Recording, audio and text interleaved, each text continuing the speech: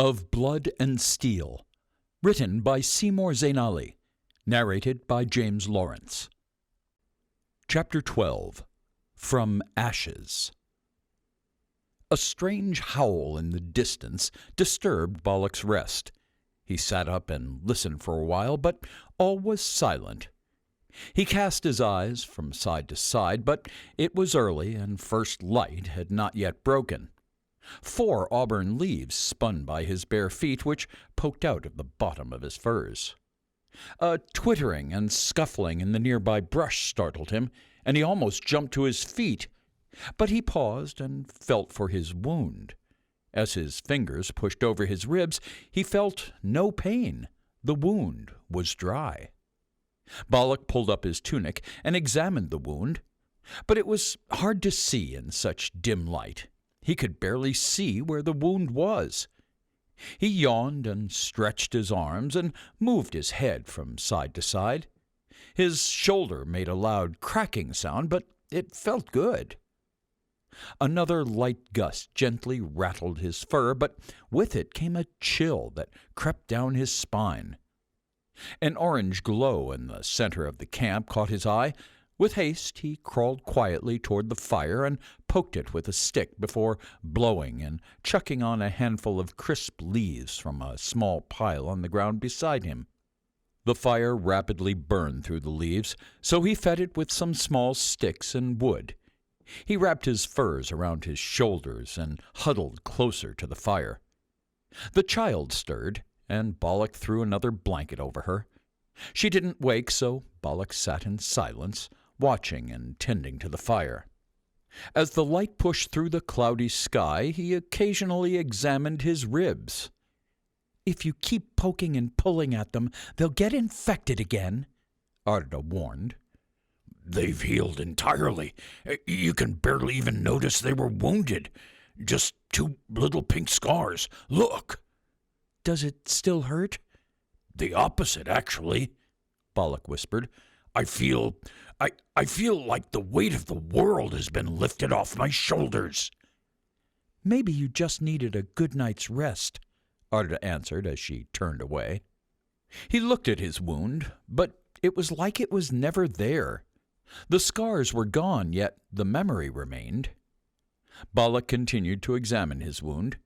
He even tried to pull it apart, but the skin had already knitted itself back together.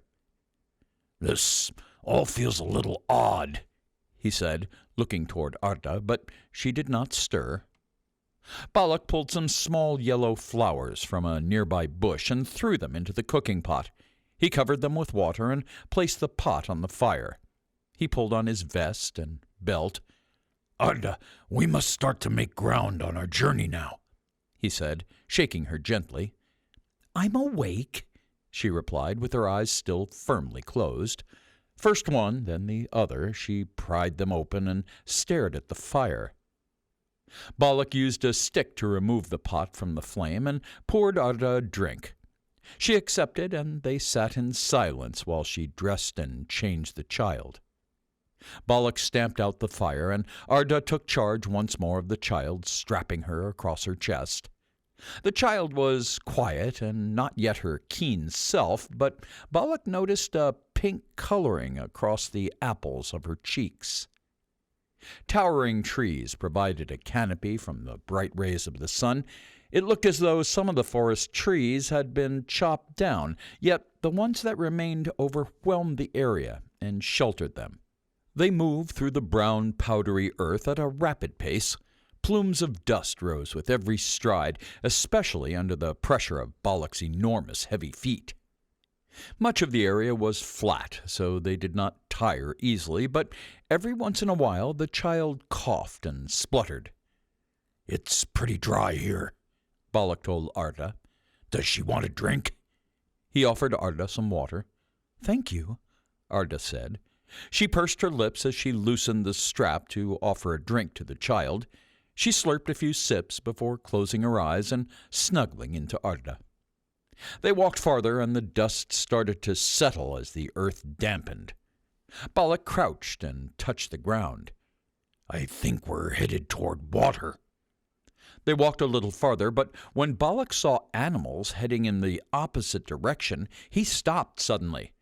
"Something isn't right," he whispered to Arda. "What do you mean?" "Quiet. Listen." Arda shook her head.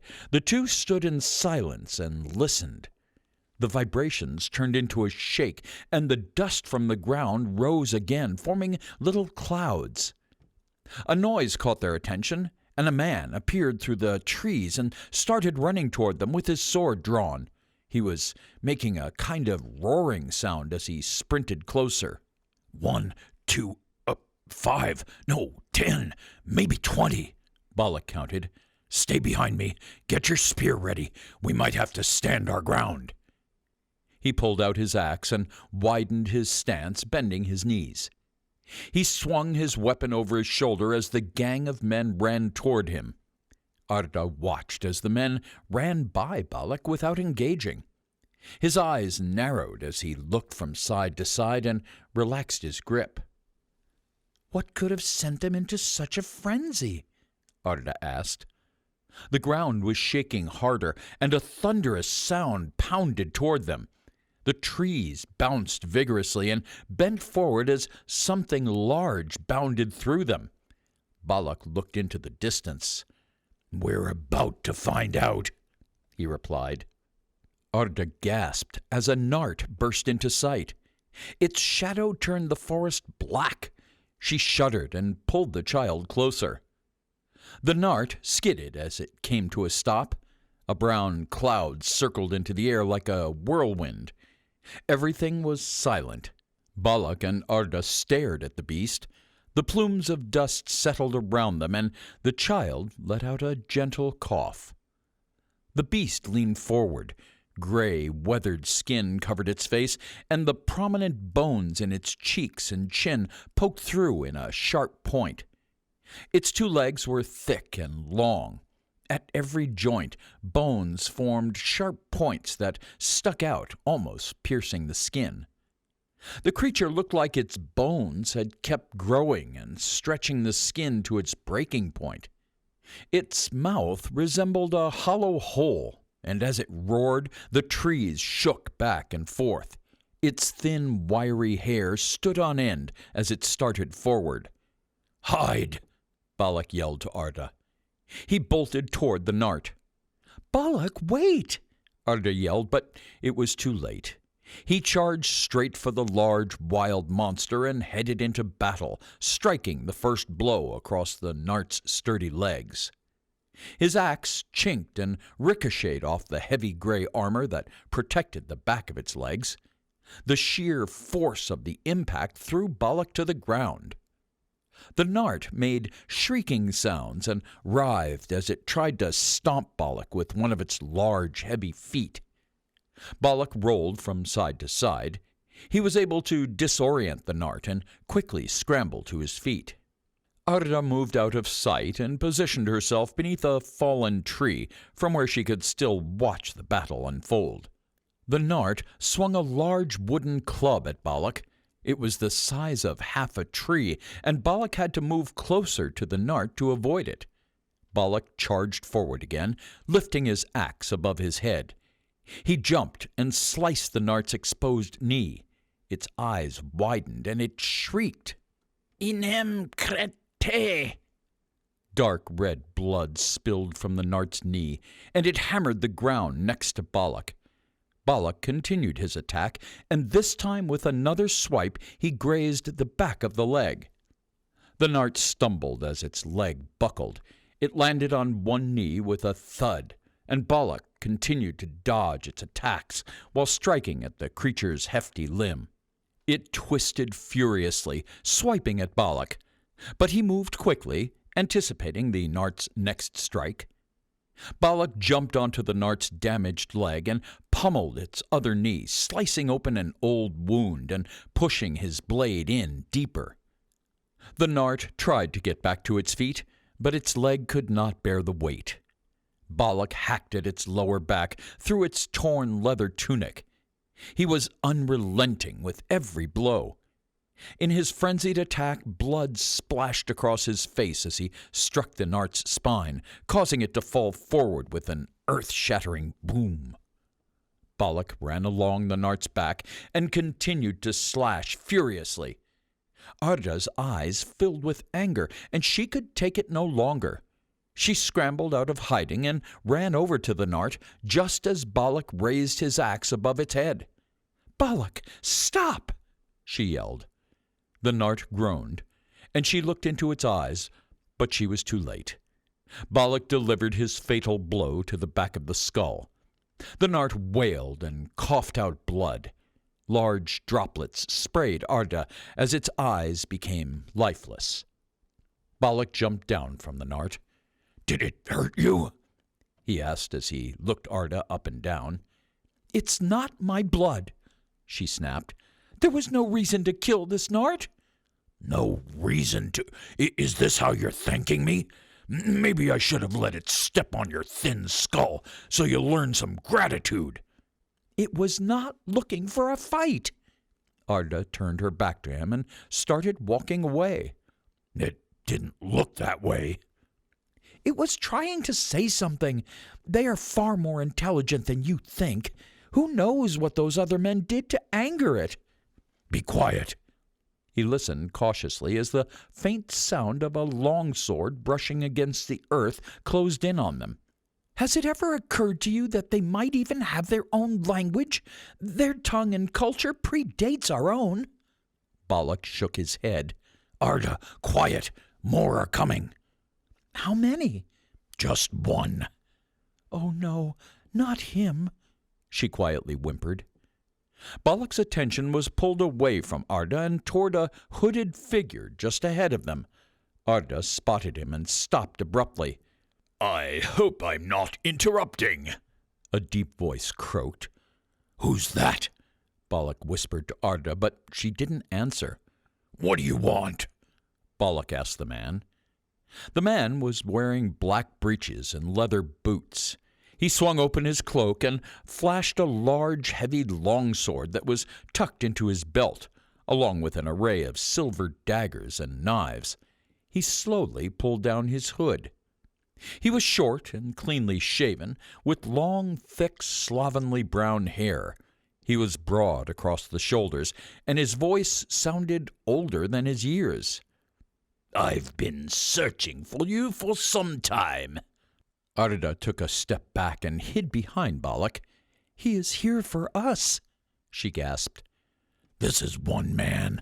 There's nothing to fear." Balak pushed her farther back with his arm. "Is he a man from the camp, too? You can explain later." "You've hidden yourself well," the man said. Balak held his axe over his shoulder and stood in a fighting stance. The man pointed his sword toward Balak and advanced toward him. His cloak slipped from his shoulders and fell to the ground. Arda hung back as Balak faced his enemy, ready to strike. He towered above the man, but wasn't about to underestimate him. After all, the Nart was much bigger than Balak, yet he defeated it. The man cocked his head and leered at Arda. "After I've killed you, just know that I'll kill your little lady friend here, too. You wouldn't be the first to fail." "You seem to underestimate me. I'm not like the others. Her head is real pretty. Shame it won't be attached for much longer." "Allow me to prove you wrong." The man frowned and pressed his lips together. He was swift and handled his sword with ease, turning it easily as if it were a part of his hand. He poked his longsword toward Balak, and Balak jumped back, dodging its point. The man spun and moved toward Balak, who caught the blade with his axe. They used their strength to push against the force of their weapons, but in strength they appeared to be well matched. The man quickly spun in the other direction. He dropped to the ground and swiped his leg at Balak's feet. Balak anticipated this move and hopped over the swinging leg, but the assassin jolted forward to swap legs and swiped in the other direction. He sent Balak crashing to the ground. The assassin grinned. You are slow, old man. Age has made you sloppy. Balak growled and rolled backward.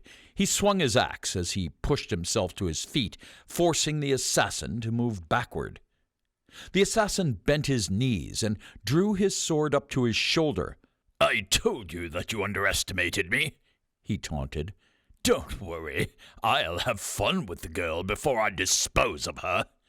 He smiled at Balak and tilted his head. Would you shut the fuck up? Balak screamed. Balak threw his axe against the assassin's sword, hard. The weapons locked together and both fighters pushed. The assassin again broke the stalemate, but this time he spun away from Balak,